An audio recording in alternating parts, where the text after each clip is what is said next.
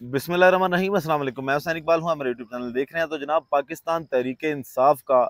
22 अगस्त का जलसा मनसूख होना, क्या ये पाकिस्तान तहरीके इंसाफ के लिए नुकसान का बायस है या फ़ायदे का बायस है? इस पे दो तरह की आरा आई हैं। और एक तो ये कि पाकिस्तान तहरीके इंसाफ का ये जलसा ना करना, ये यकीनन इमरान खान साहब का अडयाला जेल से बैठ के एक और मास्टर स्ट्रोक है। एक तो ये कि खान साहब से बाकायदा तौर पर रब्ता किया गया और खान साहब से कहा गया, उनके साथ इंफॉर्मेशन शेयर की गई कि कुछ मामला इस तरह के बन रहे हैं कि शायद खून खराबे की तरफ जो है वो मामला जाएं, और आप 22 अगस्त के इस जलसे को जो है वो मुलतवी कर दें, अभी इसको मनसूख कर दें, जलसा ना करें। मुल्की हालात जो हैं और ख़ासकर इस्लामाबाद के हालात जो हैं, क्योंकि कुछ और तहरीकें भी साथ चल रही हैं, तसादुम का ख़तरा है या इस तरह का और की वजूहात, तो उस पर खान साहब ने आज फिर ये बात की कि मैं जो है वो पाकिस्तान के लिए सिर्फ आखिरी बार ये जलसा मनसूख कर रहा हूँ, इसके बाद हम अपना कोई जलसा मनसूख नहीं करेंगे। फिर आज़म स्वाति साहब की मुलाकात सुबह सवेरे हुई, तो उस पर एक नई बहस छिड़ी कि ये मुलाकात जो है वो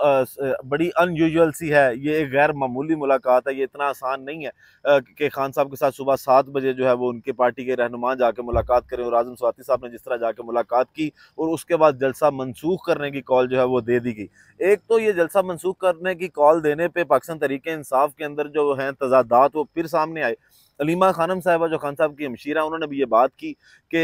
ये जलसा जो है ये मनसूख नहीं होना चाहिए था। आज़म स्वाति जो है वो क्यों गए हैं अडयाला जेल में और किसके कहने पे गए हैं अडयाला जेल में इमरान खान साहब से मिलने, और उन्होंने ये बात आके क्यों किया कि जलसा नहीं किया जाएगा। और उन्होंने ये भी कहा कि पाकिस्तान तहरीक इंसाफ की जो मौजूदा क़यादत है वो ये नहीं चाहती कि इमरान खान साहब जो है वो जेल से बाहर आए। एक सवाल उन्होंने अपनी तरह ये उठाया, उनका एक अपना स्टांस है कि जनाब पाकिस्तान तहरीक इंसाफ को जलसा करना चाहिए था। फिर उन्होंने ये भी कहा कि शायद ये जो लोग जो रहनुमा मिलने जाते हैं खान साहब के साथ, ये वो वाली बात आके बाहर नहीं करते जिस तरह खान साहब ने की होती है, ये अपनी तरफ से कोई ना कोई बात करते हैं। उसके बाद जो सलमान अकरम राजा साहब हैं पाकिस्तान तहरीक इंसाफ के, उन्होंने भी यही बात की कि जलसा मनसूख जो है वो नहीं होना चाहिए था। ये अफसोसनाक बात है कि जलसा जो है वो आज का मनसूख किया गया, पाकिस्तान तहरीक इंसाफ को यह जलसा करना चाहिए था। फिर जो इत्तेहादी पाकिस्तान तहरीक इंसाफ के थे, उन्होंने भी ये बात की कि हमें जो वक्त बताया गया था, महमूद खान अचकज़ई साहब ने भी ये कहा कि जनाब हमें कहा गया था कि इस टाइम आप लोगों ने पहुंचना है, तो हम पहुंच गए, लेकिन फिर ये वाला जो है वो मामला कैंसिल करना, इनको मनसूख करना जो है ये समझ से बाहर हैं,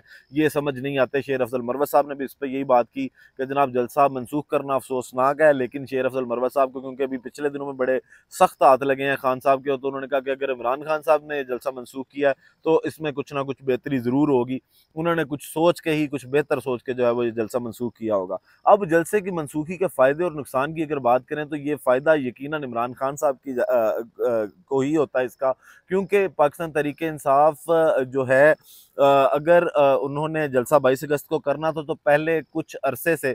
ये जलसा मीडिया पे जो है वो डिस्कस हो रहा था। आज अगर ये जलसा हो जाता और पैमरा की जानिब से या किसी और इदारे की जानिब से इस पे पाबंदी जो है वो लगा दी जाती कि आपने इसको नशर नहीं करना, तो ये शायद टॉक ऑफ द टाउन ना रहता, इसको उतनी कवरेज ना मिलती जितनी आज जलसे की मनसूखी के बायस जो है वो इसको कवरेज मिली। फिर अब अगले 2 से 3 दिन जो है वो इस टॉपिक को डिस्कस किया जाएगा कि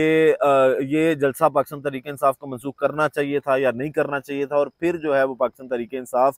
सुर्खियों में रहेगी और इनका ये जलसा जो है वो डिस्कस होता रहेगा। उसके बाद फिर 8 सितंबर जो कि डेट पाकिस्तान तहरीक इंसाफ ने दी, और इस पे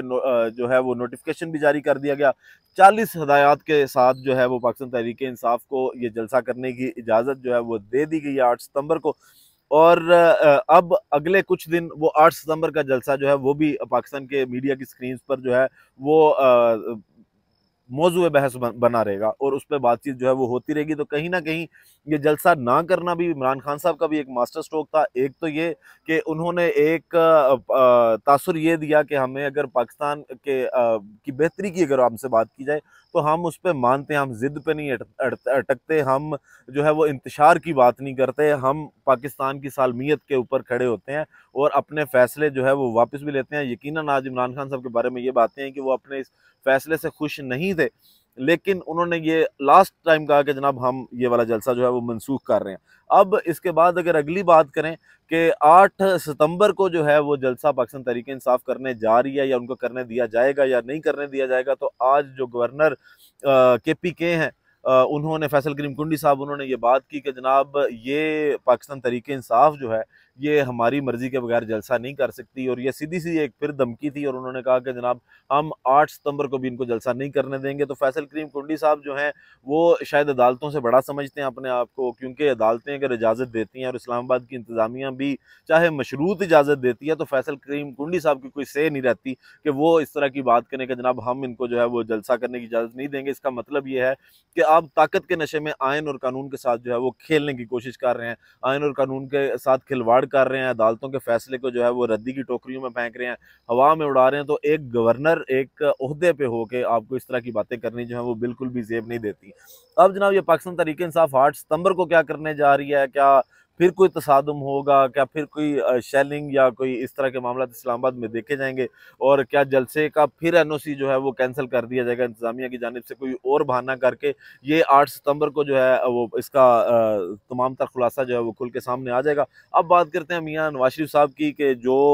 अवामी राब्ते की जब से उन्होंने तहरीक शुरू की है तो वो एक अजीब से फोबिया का शिकार है। और जहाँ पे भी नवाज शरीफ साहब को जो है वो 5 बंदे भी नज़र आते हैं तो वो वहाँ पे खड़े होकर उनके साथ हाथ हिलाते हैं और हाथ मिलाते हैं, उनके साथ सेल्फियाँ बना के ये साबित किया जाता है कि जनाब ये 5-6 बंदों के साथ मिलकर भी ना मियाँ साहब जो हैं वो इस वक्त हुकूमत के सबसे बड़े चैंपियन हैं और पाकिस्तान के क्या पूरी दुनिया के सबसे बड़े लीडर हैं। तो ये तासुर देने की कोशिश की जाती है, तरह तरह के ड्रामे किए जाते हैं। और जब बात आ जाती है कि आपने कोई फर्म डिसीजन लेना है, एक बयानिए पे खड़ा होना है, तो वो मियाँ साहब के बस की बात नहीं है। उसमें मियाँ साहब को अगर किसी के साथ हाथ मिलाना पड़े, पाकिस्तान से बाहर जाना पड़े, लंदन भागना पड़े, तो वो मियाँ साहब हर तरह की डील के लिए जो है वो 50 रुपए के स्टाम्प पेपर पे तैयार हैं। और शहबाज शरीफ साहब जो है वो स्टाम्प पेपर पे साइन भी उसको करने को तैयार हैं। तो पाकिस्तान मुस्लिम लीग नून जो है वो यकीनन अपनी मकबूलियत जो है वो खो चुकी है और इस तरह की हरकतों के साथ तो कम अज़ कम वो अपनी मकबूलियत बहाल नहीं कर सकते। इसके बाद जनाब अगर इस हुकूमत के मामलात यहाँ तक आ गए हैं कि आज हुकूमती हलकों के जो वज़रा हैं या जो सेनेटर्स हैं उनको अगर पीटीए के तरले करने पड़ रहे हैं जनाब कि आपने एक्स तो बंद कर दिया, आपने वीपीएन की बंदिश किया बगैर बातें कर रहे हैं, तो खुदारा आप वीपीएन को बंद ना करें। आज जो सेनेटर